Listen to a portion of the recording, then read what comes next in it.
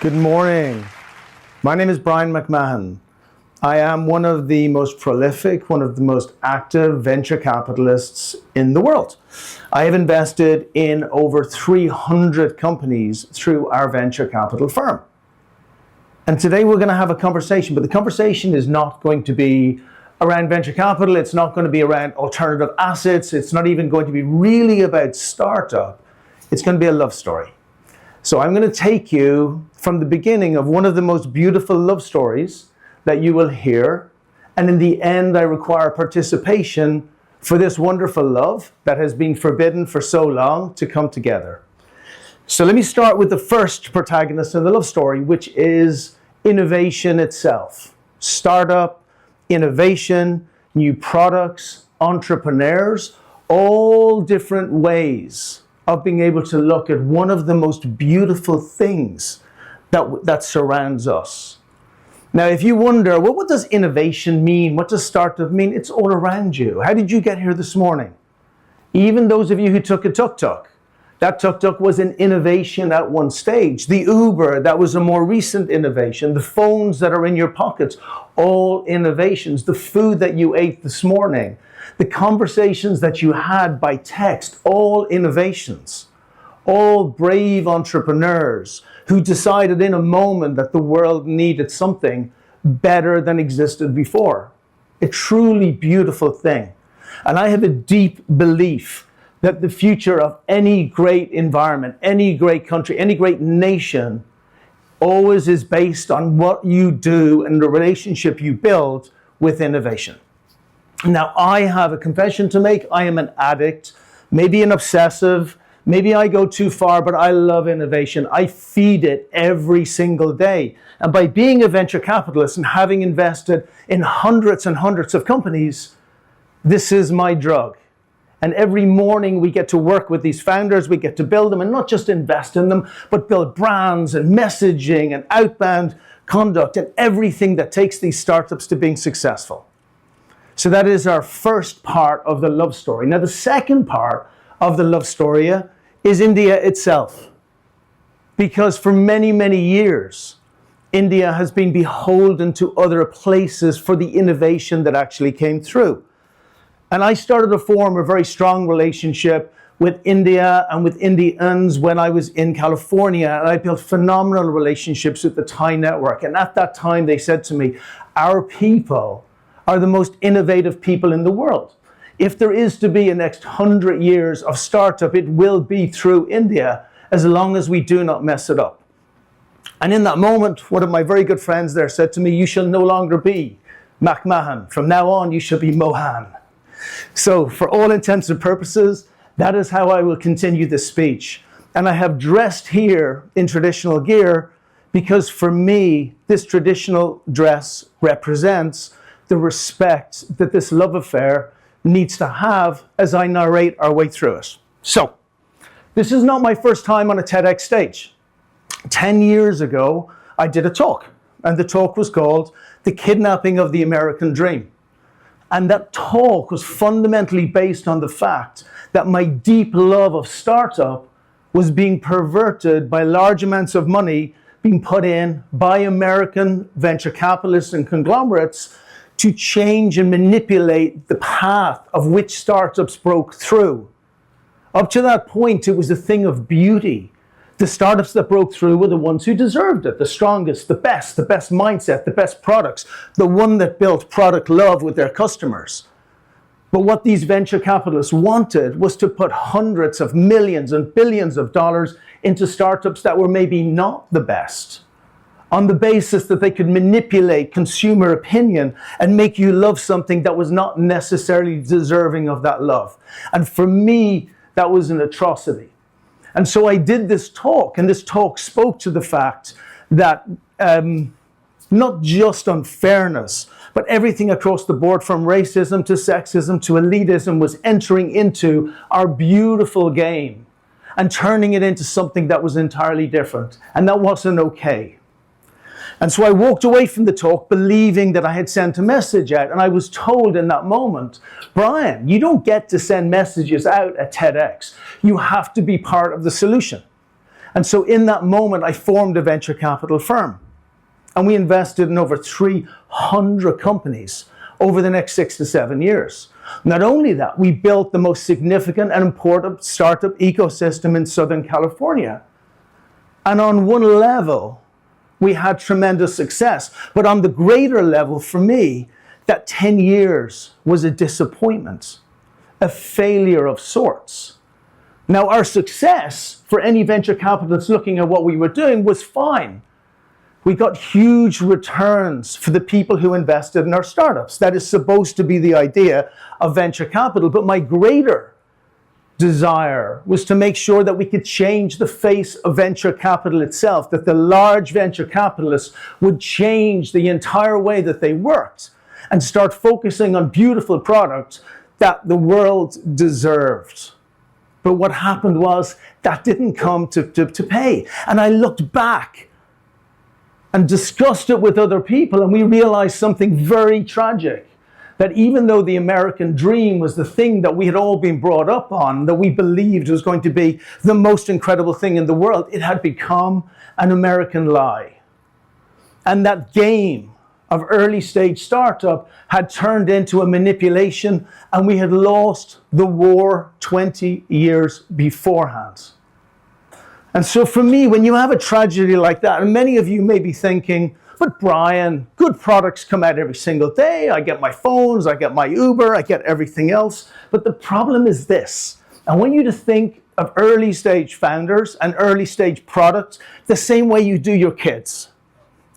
If we teach our kids to be evil and get whatever they want, irrespective of how they approach the world, then all that happens is nasty little children turn into nasty big adults. And so this has happened in the United States. If we look at the largest companies in the United States, we are seeing a lack of duty of care that we have never imagined before. And that is not okay. And in that moment, I thought to myself, maybe it's just me. Maybe I'm being too harsh on the startup system. Until January this year. In January this year, a personal story. I was going to use the word attack. It felt like an attack. It started off with something stupid. I had my phone stolen. My fault. Mea culpa. Then I had my bank account broken into. Even that was okay because my fault. And we got the money back. Then I had my iCloud broken into. Has anyone had their iCloud broken into before? It is a terrible, terrible, terrible thing. In many ways, my fault, because my recovery number was my number. But when your iCloud gets kidnapped, what happens is this. It is a violation of sorts, because they have access to everything. They get your photos, your background, your passports, whatever you have in your iCloud. And in some ways, that's okay, because that's my fault. What is not okay is when I approached Apple and I said to Apple, I need you to save me. You asked me to put my data into your virtual house, and now it has been broken into by bad people. Come and help. And to my disgust, Apple replied by saying, we don't have a process for that. Now you have to understand, I am now one of the most active venture capitalists in the world. I know everybody in Apple. I have access beyond what anybody can do, and they have no process to recover a iCloud that is stolen. They don't even care. And when I looked into it and I asked the question, I was told it's too expensive to care. Not their exact words, but it was what the explanation was. It is too expensive to build an apartment that's actually going to be able to investigate every single one, so best to say no to everyone. And as I looked across the board, the Googles, the Facebooks, the Amazons, the Netflix, even what's starting to happen with the Nvidias of the world, what I had realized was our worst nightmare had come true. And now we have not thousands of companies in the United States who are navigating what happens, but just a few companies who control our destiny. And those companies do not believe that they should live in servitude for the people that they serve. They believe we should serve them. And that's not okay. And as we navigate through this love story, you can see it's like any love story. It's never perfect. We go through, but then we learn from what's happening. And in that moment, I did the same. I tried to look beyond the darkness of what was happening with the large companies towards what was nice and warm and good and kind. And I started to look at our companies that were breaking through just based on their own volition. Now, of those 300 companies, we had invested in over 35 Indian companies. And some of those companies were doing amazing, like Mugafi, who are building the Disney of India, but not within 100 years, within 10 years, and have just released one of the top blockbuster movies in India. Companies like Zeev, who are changing the way blockchain is done, the entire infrastructure of the internet, some incredible entrepreneurs breaking through on their own volition. Other companies like Zippy, building dark kitchens throughout the US. Again, important products loved by customers, done in a place of servitude to make the world a better place. This is where I wanted to focus my time. And then I had the great pleasure of meeting Ash Kumar, one of the finest venture capitalists here in India. And Ash said to me, why fight the battle in a place where it's already lost? It will take longer time. We need to fight the battle where it is right now, here in India, where the greatest innovators in the world currently are. That is what we need to do. And I thought, wow, what an incredible opportunity. Millions and millions and millions of great entrepreneurs breaking through, and we can get access to them here. And the thing with India that's so fascinating is that it is the comeback story of the world. If this was a movie, it's almost impossible. Now, if we look at unicorns, which is the measurement of greatness within early stage founders, billion-dollar private companies that have grown like this. In the world, there are around 1,200. And if we looked at India, only a few years ago, there was 5 or 6.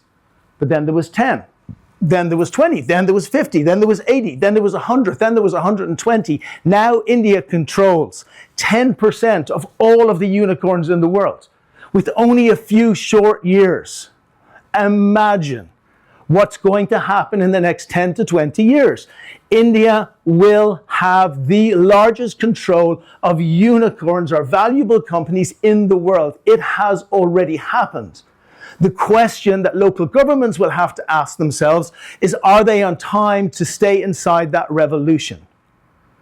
And so for me, as I saw those companies that were breaking through, I thought, wow, the past of India is so difficult and tragic under British colonialism, which I, as an Irishman, went through. Well, my family did exactly the same thing.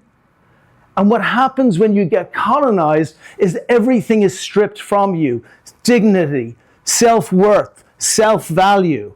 And then the greatest minds of the country get taken away. What should have happened to India is this should have been impossible. This impossible made normal should not have happened. You should not have 10% of all unicorns when literally only a few generations previous, everything was being stripped away. But what's happened is a thing of absolute beauty, because these founders have started to return. They've come back from Dubai, they've come back from the States, they've come back from the UK, they've come back from everywhere to say, we have taken the intellectual property, the intellectual knowledge of these incredible nations, and we are bringing it home. Under a leader who's creating an incredible country, which is forward-thinking and never reliant on anywhere else again. A thing of beauty, a love story worth the conversation. But there's an issue as well. As with everything beautiful, there are challenges as well. And the issue is that an enemy lurks within. And the enemy for the American dream was very simple. It was large amounts of money perverting startups so that the right companies did not break through.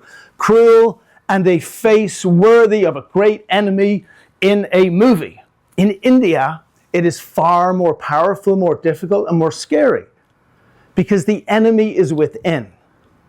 The enemy is what is happening inside India to change to this new face. And I will give you an example of something that happened to me personally 4 or 5 months ago when I was in Bangalore. There was a panel And the panel was with venture capitalists on the panel, and the panel was titled, "How can we be more like America?